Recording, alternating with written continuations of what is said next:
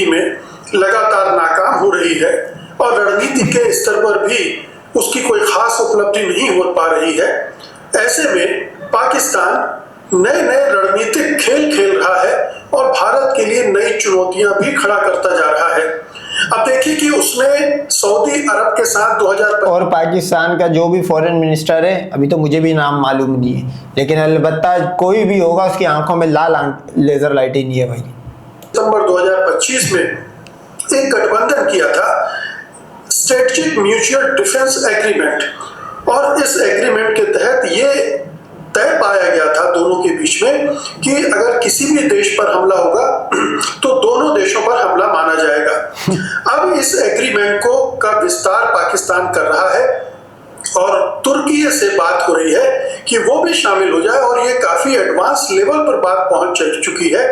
और तुर्की भी अगर इस गठबंधन में शामिल होता है तो एक मजबूत गठजोड़ बन जाएगा और इसके विस्तार की बहुत संभावनाएं भी हैं। कहा जा रहा है कि ये एक तरह का इस्लामिक नाटो होगा।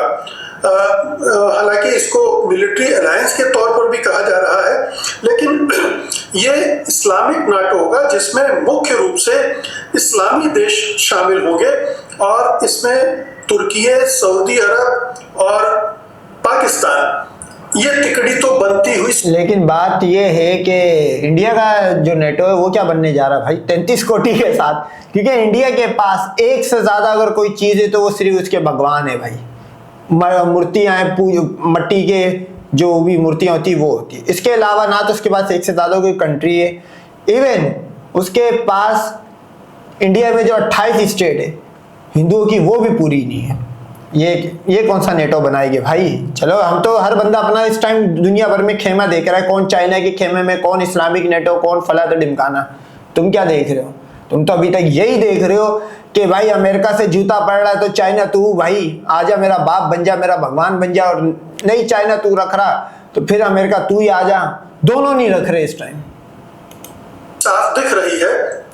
और ये जो नाटो का जिक्र हो रहा है वो इसलिए हो रहा है कि नाटो की एक क्लॉज है, क्लॉज 5, जिसके तहत अगर किसी गठबंधन के किसी एक देश पर हमला होगा तो सभी देशों पर हमला माना जाएगा और सभी देश मिलकर हमलावर जो भी हमला करेगा उससे मुकाबला करेंगे। तो अगर तुर्की भी शामिल हो रहा है, सऊदी अरब शामिल है और पाकिस्तान, तो ये तिकड़ी बनती है और आगे चलकर इसमें बहुत सारे देश और भी शामिल हो सकते हैं, जिनके बारे में मैं अभी आपसे थोड़ा विस्तार से बातचीत भी करूंगा। लेकिन ये भारत के लिए एक तरह से कहना चाहिए दुस्वप्न जैसा है कि पाकिस्तान को जो वो अभी तक कमजोर मुल्क समझ रहा था और अकेला सोच रहा था, अब वो और भी कमजोर समझ रहा था, अकेला समझ रहा था, वो तो उसकी कंफ्यूजन बहुत पहले दूर हो चुकी है भाई 10 को। वो तो मामला जब ऐसा हुआ ना, जब बोला गया कि पाकिस्तान ऐसा व्यवहार करे और भारतीय सुरक्षा बल ये नहीं चाहते, क्योंकि वो बल जो थे वो पूरी रात निकाल दिए गए थे। और बाकी जब सैटेलाइट पिक्चर्स आ रही है वो आपके सामने ये है कि क्या कितने और कहां बल निकले। तो मेरा ये सवाल है, छोड़ो सऊदीया को, छोड़ो टर्की को, भी भाई तुम्हारे से जब जंग हुई तुम तो उस टाइम यही बोलते थे ना, अभी इसने खुद इसके मुंह से निकल लिया कि भारत भी यही समझता था। तब तो पाकिस्तान अकेला था, ना तो यूएसए साथ था। क्या निकला जंग का रिजल्ट? यूएसए की रिपोर्ट जाके पढ़ ले भाई, जिसको तुम लोग भगवान मानते थे उस टाइम तक। समस्या के रूप में विकराल रूप धारण करता जा रहा है। चीन तो उसके साथ था ही, ये हम ऑपरेशन सिंदूर के दौरान बखूबी देख चुके हैं कि चीन की मदद से पाकिस्तान ने भारत के साथ किस तरह से मुकाबला किया, उसको किस स्तर पर फाइटर जेट्स के मामले में कामयाबी मिली, और जो सूचनाएं मिलती रही चीन से उनकी वजह से भी उसको फायदा हुआ। सऊदी अरब हम सब जानते हैं कि एक संपन्न देश है, धनी देश है, और ये धन के मामले में एक ऐसे देश का साथ आना युद्ध की स्थिति में पाकिस्तान के लिए एडेड एडवांटेज है, क्योंकि पाकिस्तान की हालत तो खस्ता है, वो दिवालियापन के आसपास है।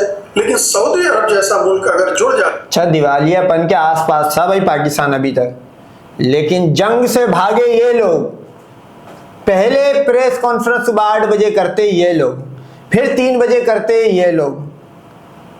तो पाकिस्तान दिवालिया पे था, मतलब अल्लाह माफ करे 90 करोड़ भिखारी रखने के बाद किसी को दिवालिया बोल रहा है, और तो ये तो फिर वही बात हो गई भाई, सीता वर्जिन थी लेकिन 2 बच्चे गोद में थे।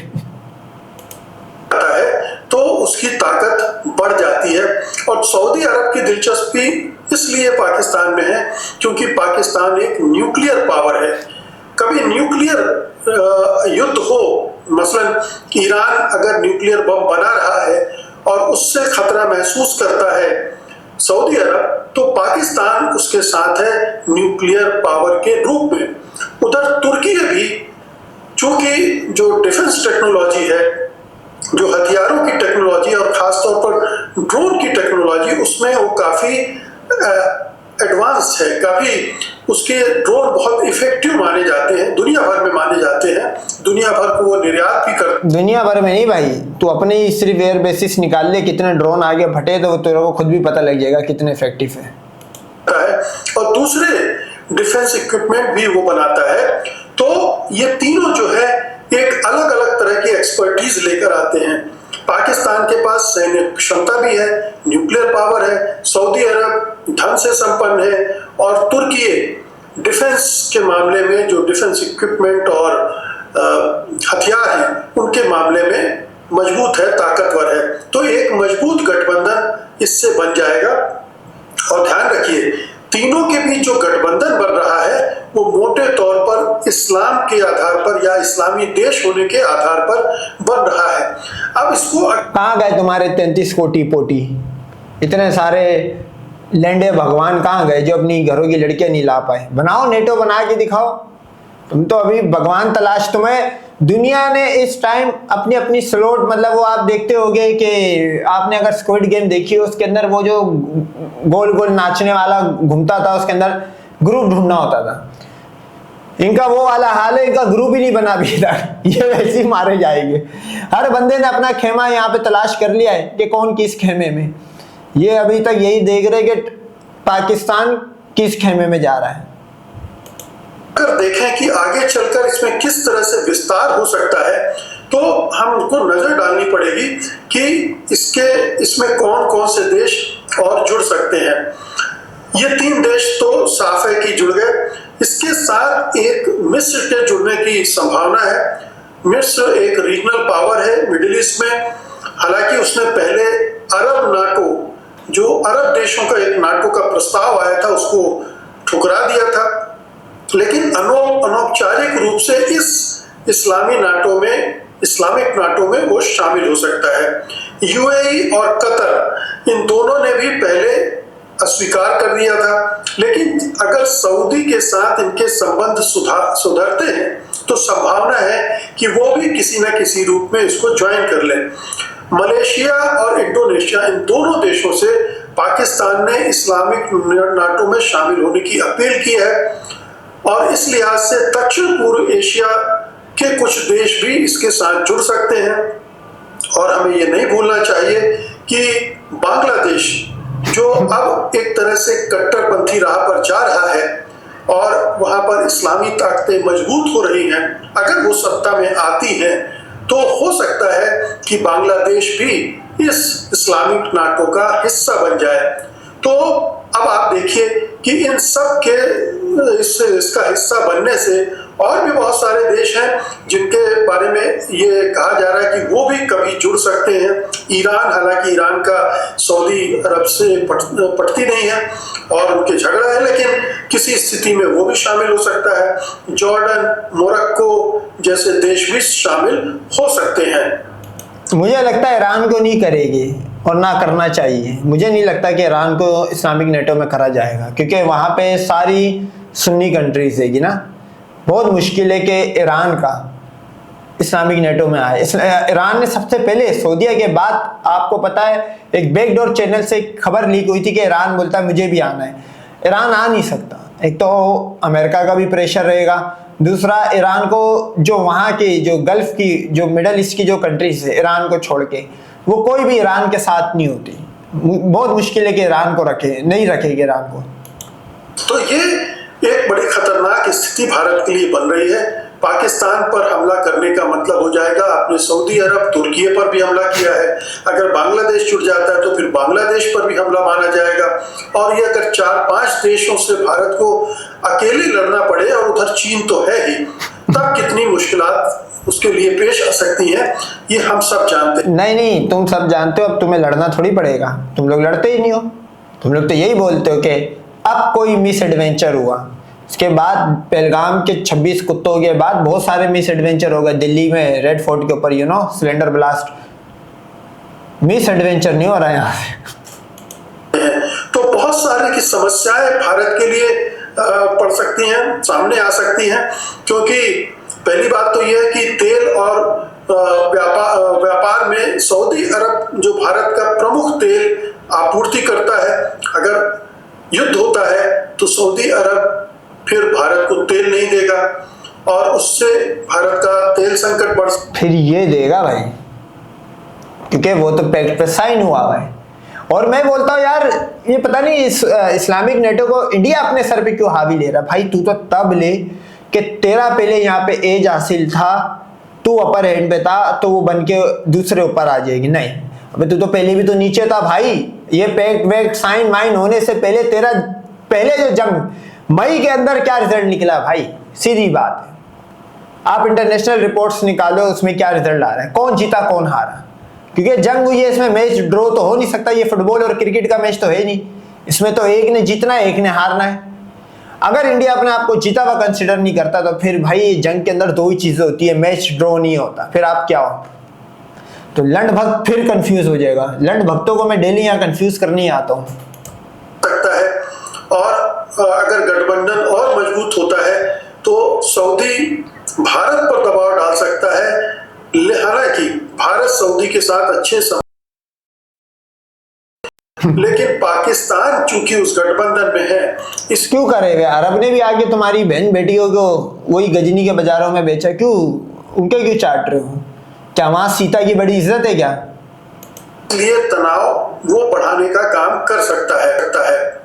हम सब जानते हैं कि मध्य पूर्व में लाखों भारतीय रहते हैं जो रेमिटेंस भेजते हैं भारत में। हाँ, भिखारी के बच्चे गए हुए, और उनसे भारत की अर्थव्यवस्था को बिल्कुल भाई रेमिटेंस की सूरत में तुम लोग पल रहे हो। तू सिर्फ सऊदी की क्यों बोल रहा है।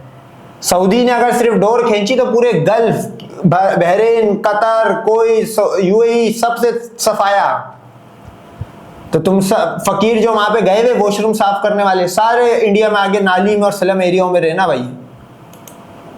मदद मिलती है। अगर कुछ गड़बड़ होती है तो इस रेमिटेंस पर और हमारे जो लोग वहां काम कर रहे हैं उन पर भी असर पड़ सकता है, और इसलिए ये एक भारत के लिए बड़ी चुनौती हो सकती है। भारत निश्चित रूप से इससे परेशान है, और हालांकि उसने ये चिंता जाहिर उस तरह से नहीं की है। उस समय जब सऊदी अरब और पाकिस्तान के बीच स्ट्रेटेजिक म्यूचुअल डिफेंस एग्रीमेंट हुआ था, तब उसने जरूर कहा था कि भारत इस चुनौती को देख रहा है, और दोनों सऊदी अरब से उसने ये भी अपील की थी कि आपसी हितों एवं संवेदनशीलताओं का ध्यान रखना चाहिए। लेकिन कोई कड़ी प्रतिक्रिया देने में तुम सऊदी अरब को सिखाओगे मतलब। हाँ, मतलब तुम्हारी औकात देखो। अबे तुम्हारी जंगे तो अमेरिका आगे रुकवाता है भाई, तू सऊदी अरब को बताएगा कि भाई ये करना ये नहीं करना। भारत असफल रहा था, या कहना चाहिए कि उसने बचा था। ऐसी सूरत में अब आप देख लीजिए कि स्थितियां कितनी बिगड़ सकती हैं। चारों तरफ से भारत घिरता जा रहा है, और इस्लामी गठबंधन अगर इस तरह से बनता है तो भारत और भी अलग थलग पड़ सकता है, क्योंकि हिंदू राष्ट्र, हिंदुओं का एक ही देश है। आप कहना चाहिए अगर भागवत की शैली में कहें और बीजेपी के एजेंडे के लिहाज से कहें तो भारत में अगर हिंदुत्व हावी होता है तो वो इस्लामी देशों से परे हट जाएगा। ऐसी सूरत में भारत के लिए बेहतर तो ये होगा कि वो हिंदुत्व की राह को छोड़ दे, और हिंदुत्व की राह को छोड़ो, इन 33 कोटियों के मंदिर तोड़े पहले। वो बीवी के दलाल का जो मंदिर बनाया हुआ बाबरी की जगह, उसको उड़ाए, वरना तो लाला गजवा हिंद तो होना ही होना है। सऊदी आ जाए, यूएई आ जाए, दुनिया की कोई भी ताकत आ जाए, ये तो प्रॉफिट का फरमान है, प्रॉफिट की प्रोवेसी है, इसने तो होना ही होना है। इसमें तो मैं तुझे बोलता हूँ पाकिस्तान दुनिया से अलग हो।